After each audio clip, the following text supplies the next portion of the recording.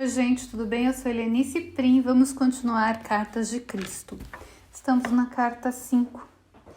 E lembrando que nós falamos do Reino dos Céus, né? A última carta.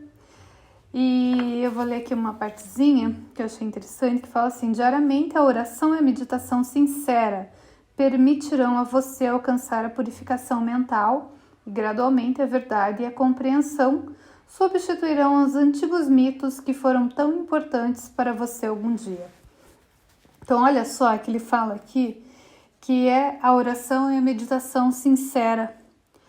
E às vezes a gente fica pensando, né? Mas eu tô orando, eu tô meditando, eu tô rezando. Mas às vezes a gente só tá repetindo, ou só falando, ou só tagarelando, ou só meditando sem pensar no que a gente tá fazendo. Qual é a nossa intenção, o que realmente a gente está colocando de verdade nisso, né?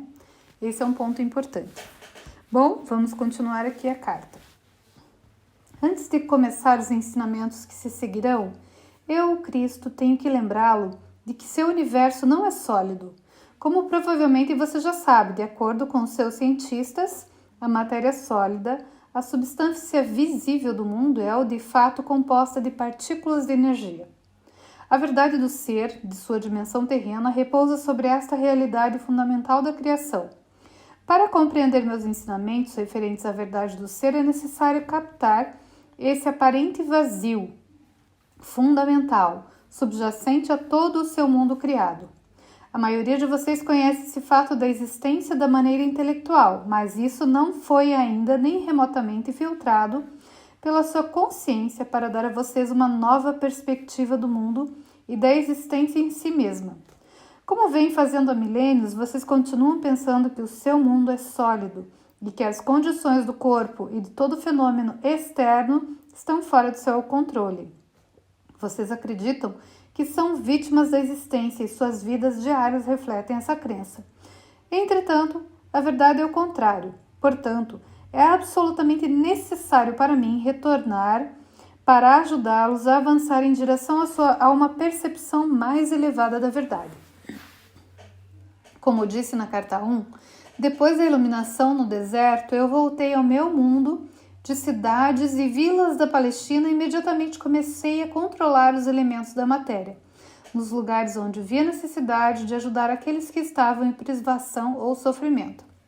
Vim para mostrar a vocês exatamente por que eu pude fazê-lo. Como revelei na carta 1, durante o tempo em que recebi plena iluminação no deserto, me foi mostrado que a matéria não era realmente sólida. Não me foi dado entender exatamente como as partículas elétricas, que chamei de cintilar de partículas, tomavam a aparência de matéria visível.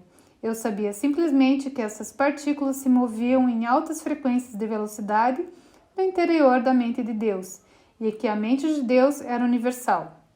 Eu percebi que a mente de Deus era tanto o Criador como a substância de todas as coisas na criação em si. Disso eu estava absolutamente seguro. Também vi muito claramente que o pensamento humano, quando carregado de convicção ou emoção, afetava radicalmente esse processo de materialização de formas visíveis. Portanto, a mente humana podia interferir e, de fato, fazia isso na verdadeira intenção da mente de Deus. Esta foi uma compreensão emocionante e entusiasmante, pois percebi que os mitos que os rabinos judeus me ensinaram eram claramente falsos, e imediatamente os eliminei da minha mente. Abracei a verdade com entusiasmo, pois compreendi por que as pessoas experimentavam a miséria e o sofrimento. Isso emanava de seus próprios processos de pensamento. Então, gente, vamos dar um parênteses aqui, que aqui a gente coloca aquela questão, né, que muitos ficam muito bravos quando a gente fala. Não existem vítimas. Não vítimas externas, mas nós somos vítimas dos nossos próprios pensamentos. Ou seja, na frequência do pensamento que a gente cria a nossa realidade. Boa ou má, queira ou não.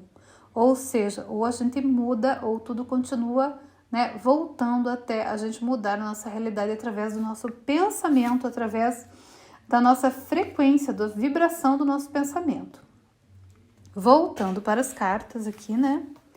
Também me foi dado ver as comunidades de partículas vivas, que a ciência chama de células, trabalhando dentro de todo ser vivo. Eu estava consciente da harmonia divina controlando o funcionamento das células, as quais ativamente construíam e mantinham as distintas partes dos corpos físicos de todas as criaturas vivas e das plantas, grandes e pequenas.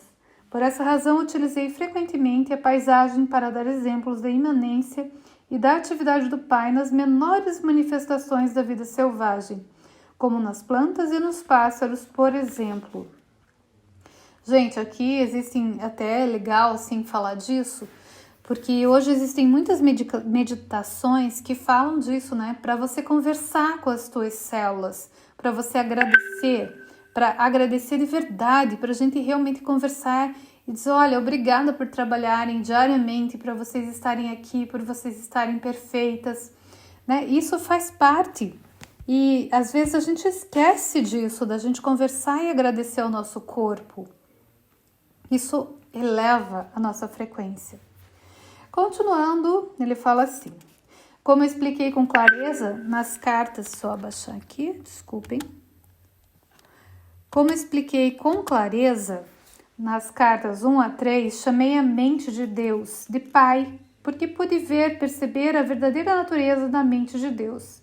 Eu estava seguro de que, retornando ao povo da Palestina para descrever as revelações que havia recebido, eles compreenderiam que suas crenças, as quais tinham sido gravadas em sua consciência pelos rabinos, eram completamente falsas.